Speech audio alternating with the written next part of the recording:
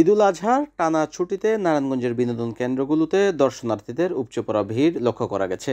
পরিবার পরিজন নিয়ে নারায়ণগঞ্জের শেখ রাসেল নগর পার্কে সহ বেশ কয়েকটি বিনোদন কেন্দ্রে জড়ো হয়েছেন নারায়ণগঞ্জবাসী।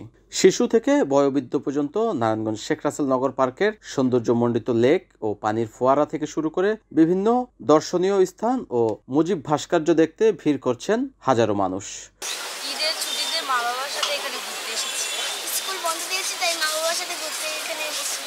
প্রতিদিন বিকেল 4টা থেকে রাত 8টা পর্যন্ত খোলা থাকে নগরীর এই পার্কটি।